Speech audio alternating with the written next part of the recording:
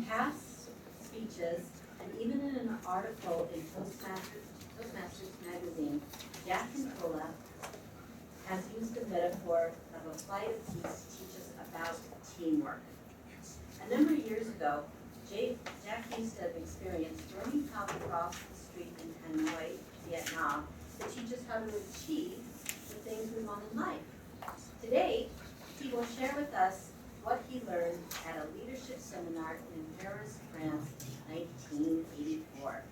Today, Jack is fulfilling that assignment number 2, resources for informing from the advanced manual speaking to inform. Jack's speech is entitled Leadership Lessons, speaking 8 to 10 minutes. Please welcome Jack.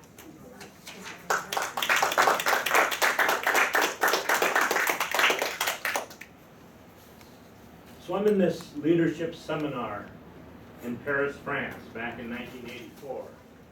And I looked around, and I was the only one there taking notes. What in the world was that about?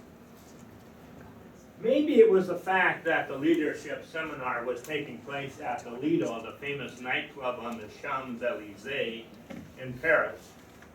Or possibly because other people in the thing were more interested in the chorus line than in the seminar.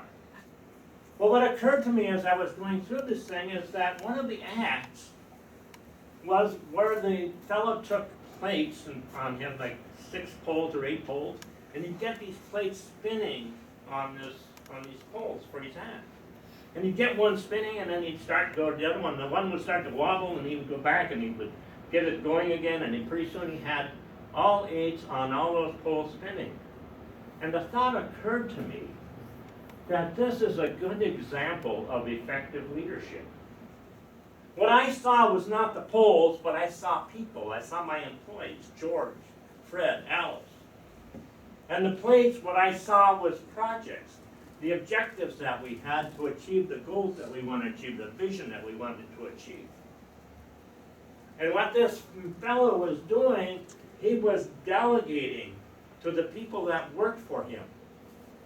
And of course, delegation requires a good definition of what you want, clear expectations, a clear assignment.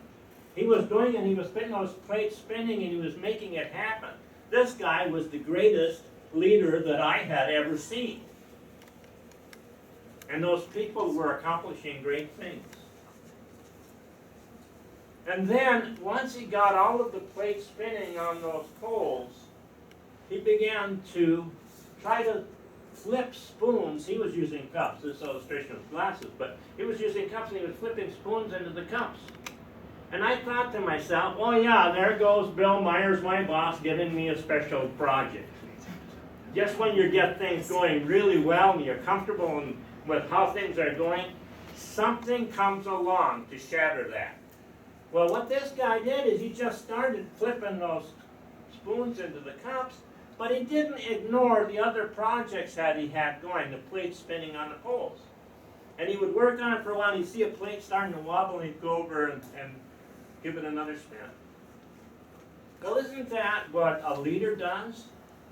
He lets his employees, he lets his people get on with the project, but he does not ignore them. He keeps his eye on how things are going, and if things don't seem to be going quite well, he gets involved. He gives them help, he gives them encouragement, he gets them back on track again and gets those plates spinning. And then he goes back and works on that special project, getting those spoons flipped into the cups. And this went on back and forth, and he was making all this kind of progress. And he was making it happen. And you know something? When he got that special project, he wasn't like a lot of people that began by cursing out the boss and saying, who the heck does he think he's just giving me more work than I can handle?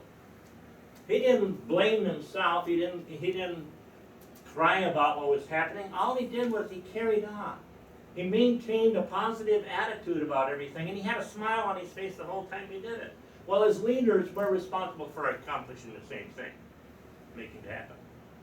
Then, as he kept on going, he was ultimately got all the spoons in the cup, he had all the plate spinnings, and then the inevitable happened. a plate fell off a pole, crashed down on the floor and broke into 1,000,000 pieces. Failure, mistakes. Do they happen in real life? More often when we like. Well, what did he do? He didn't blame somebody else for it. He didn't beat himself up about it. He didn't cry about it. He simply went over and got a broom and a dustpan and started sweeping up the pieces, getting it back on track again. Got another plate out and started spinning it, and by the way, he kept all the other plates spinning at the same time. Now, if we as leaders can accomplish that, we're doing pretty well, aren't we? We're really making progress at that point. So he cleaned up those plates, got the other plates going, and got it happening. Now, there's a number of aspects of what happened here in terms of the plates. He had only so many poles up. He didn't have 20 poles and he was trying to get plates on 20 different poles at the same time. He had 6 or 8 poles and he got on going. So he knew his limitations. He knew the limitations of his staff. He understood what they were capable of. And he tried to get the optimal performance out of that group. So he picked the projects that were prioritized, the ones that really needed to be done, that could be done with the people that he had on hand, that he had on staff, and he pursued those projects and he made it happen. Now I'm going to ask you if in your life, it doesn't make any difference whether it's business life or whether it's your personal life. There are analogies in this leadership lesson that I learned at the Lido in Paris that carry through in all cases.